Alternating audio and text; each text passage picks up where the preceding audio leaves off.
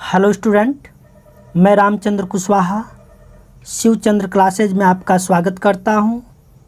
आज हम लोग क्लास 7th के इंग्लिश के second lesson the Holi Ganga के सेकंड पार्ट का स्टडी करेंगे। तो चलिए वीडियो को स्टार्ट करते हैं।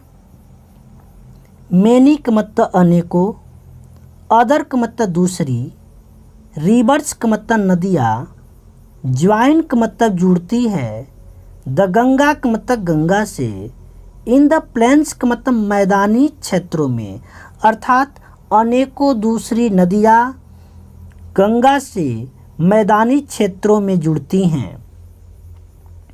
द यमुना एंड का मतलब और, द इनविजिबल का मतलब अदृश्य, सरस्वती मिट का मतलब मिलती है, द गंगा का मतलब गंगा से, एट प्रयागराज का मतलब प्रयागराज में, अर्थात यमुना और अदृश्य सरस्वती प्रयागराज में गंगा से मिलती हैं।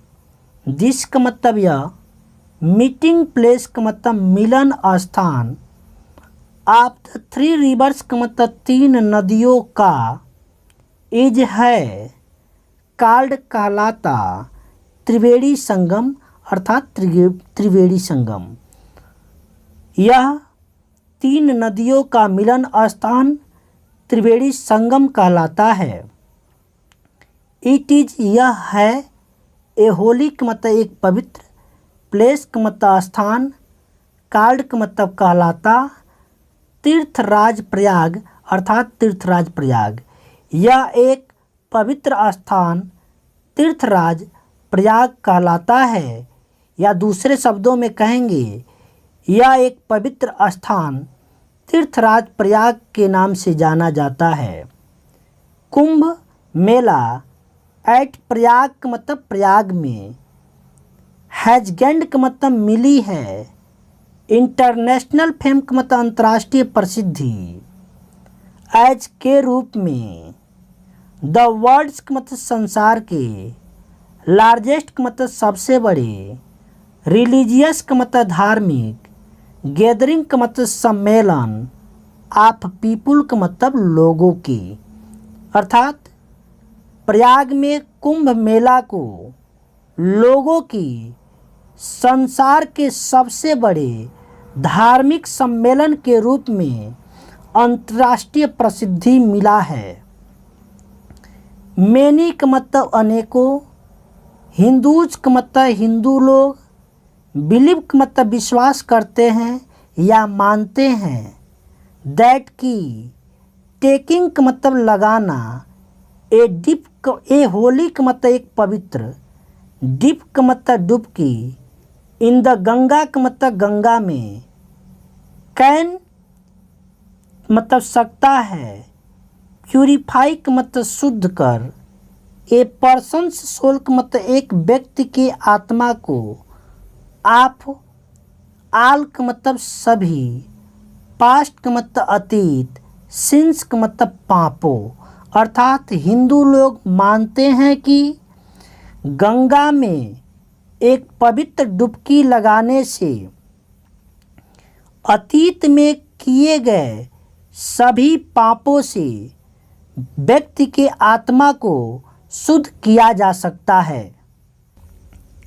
आफ्टर का मतलब बाद, पासिंग का मतलब गुजरने के, थ्रू का मतलब से होकर, मेनी का मतलब अनेकों, बिग का मतलब बड़ी, सिटीज का मतलब शहरों से, द गंगा फ्लोज का मतलब बहती है, टुवार्ड्स का मतलब की ओर, द सी का मतलब समुद्र की ओर, अर्थात अनेकों बड़ी नदियों से होकर गुजरने के बाद गंगा समुद्र की ओर बहती है।